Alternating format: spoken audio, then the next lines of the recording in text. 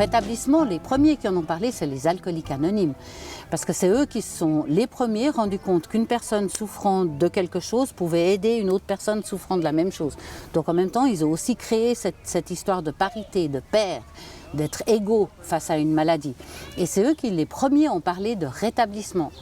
Et après, c'est devenu un mouvement mondial, je dirais, vraiment. Nous, on s'est inspiré de ce qui s'est passé en Angleterre, mais les Anglais, ils sont inspirés de ce qui s'est passé aux États-Unis. Donc, je dirais depuis les années 90 à peu près, le rétablissement, il fait petit à petit son chemin, mais c'est long à se faire, c'est vraiment long. À ce que ce soit reconnu, en tout cas par les milieux médicaux et psychiatriques. Mais ça commence maintenant, ça prend plus d'ampleur. La guérison, on pourrait dire, c'est la disparition d'un problème qui est apparu à un moment donné. J'étais malade, je ne le suis plus. Et il faut savoir que même dans les maladies psychiatriques considérées comme très graves, comme la schizophrénie ou les troubles bipolaires, il y a des gens chez qui ça disparaît définitivement à un moment donné. Ça, c'est quelque chose que même les psychiatres ignoraient il y a quelques décennies. Et puis on a des recherches qui montrent que, notamment pour la schizophrénie, il y a à peu près un tiers de gens qui vont rester malades et avoir des épisodes douloureux qui vont être de pire en pire, malheureusement. Il y a des gens qui vont faire un peu un yo-yo entre des périodes d'aggravation et des périodes d'amélioration. Et puis il y a un tiers des gens pour qui ça disparaît définitivement. Donc ça, je dirais, c'est la guérison. Le rétablissement, c'est un autre concept, c'est ce qu'il en est de la qualité de vie avec ou sans la difficulté.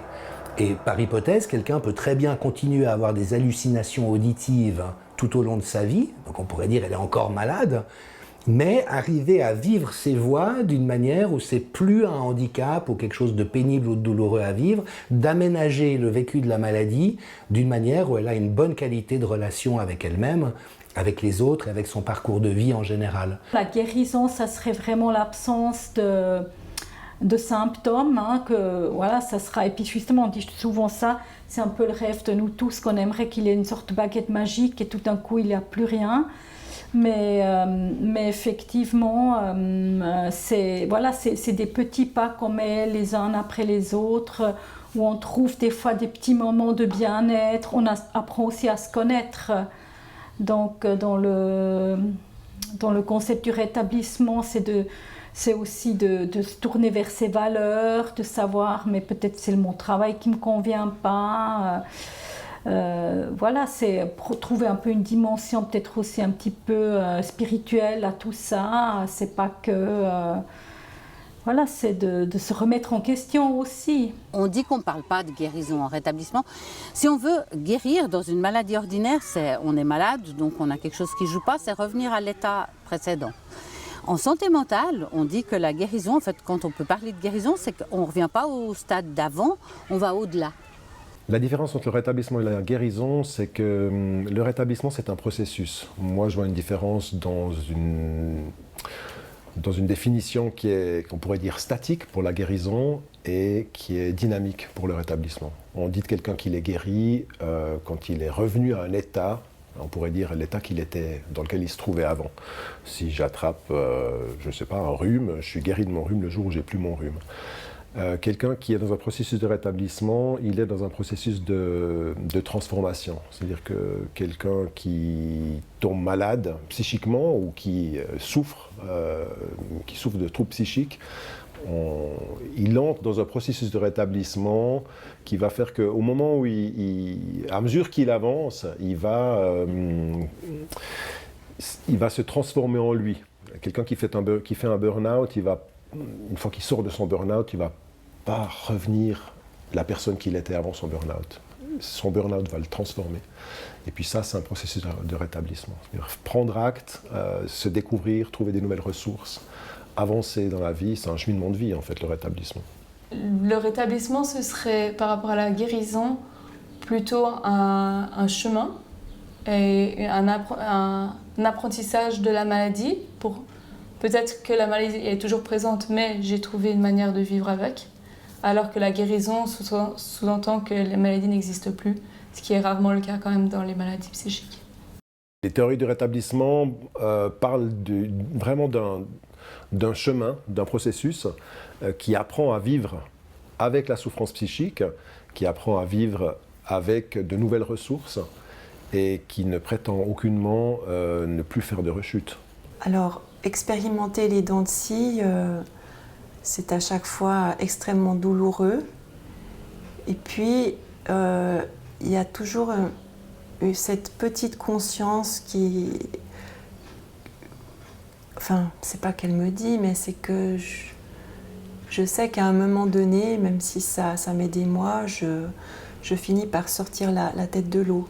Enfin, quelqu'un qui fait des allées et venues dans des moments plus difficiles, des moments où il rechute et des moments où il remonte, on pourrait dire, à la surface, c'est quelqu'un qui est en processus de rétablissement. Je pense que ce qui fait la différence, c'est que ce travail, ça permet à la personne de se distancer petit à petit de ce qui lui arrive, de mieux comprendre ce qui se passe. Je dirais pas que tous les patients doivent accepter qu'il n'y a pas de guérison, parce qu'on peut être vraiment dans des choses très différentes d'une personne à l'autre, en passant du burn-out à la schizophrénie. Donc c'est un panel vraiment large, donc je ne ferai pas de généralité.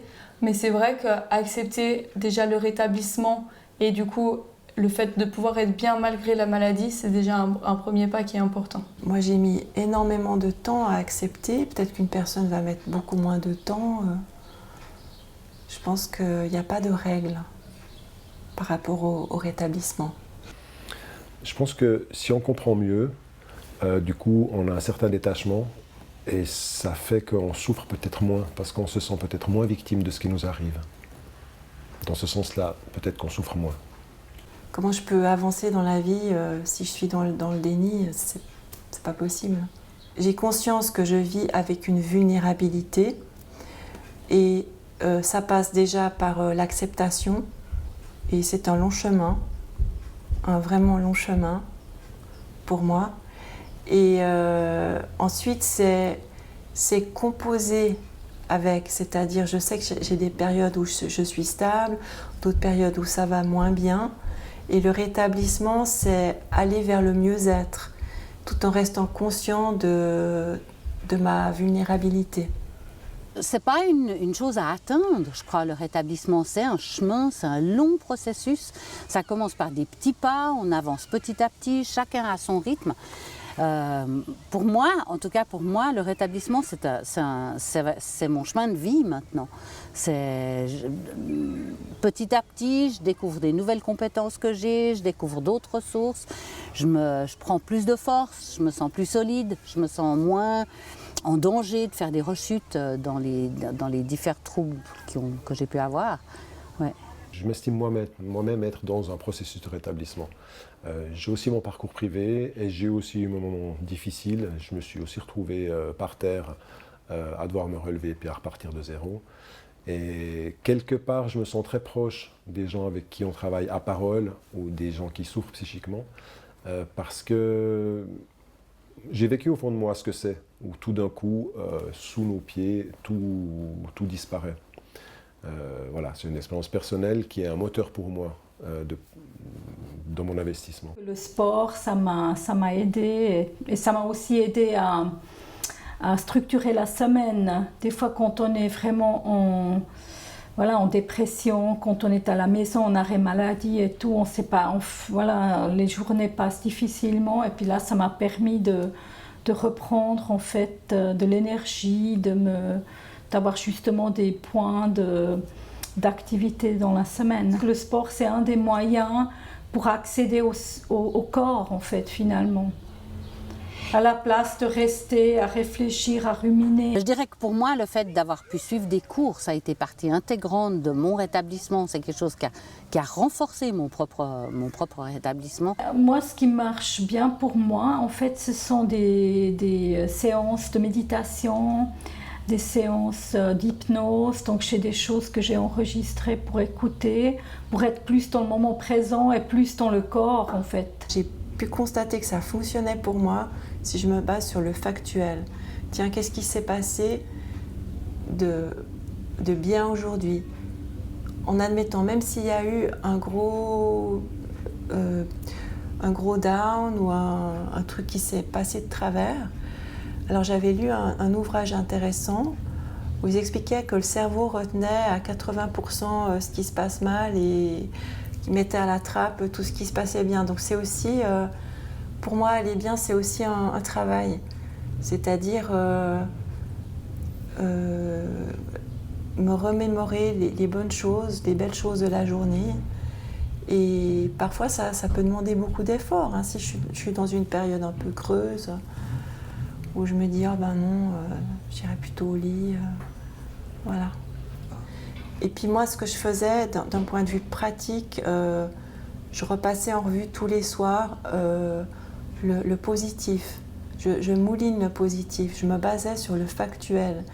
Et petit à petit, c'est comme ça que la confiance en moi est revenue.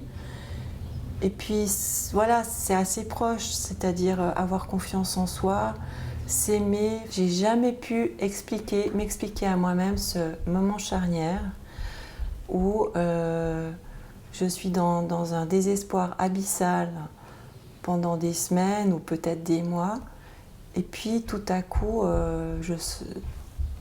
ça va mieux. Il y a quand même une espèce de poids qui disparaît, puis je me sens légère, puis je me dis tiens, ben ça y est, je crois que j'ai tourné la page. Et c'est très difficile à moi-même, je peux pas l'expliquer. Je ne pense pas qu'il existe de règles quant au rétablissement parce que on a tous un parcours différent, une sensibilité différente. Il me semble que le rétablissement est possible, est à la portée de tout le monde, dans la mesure où la personne passe d'abord par l'acceptation de la maladie.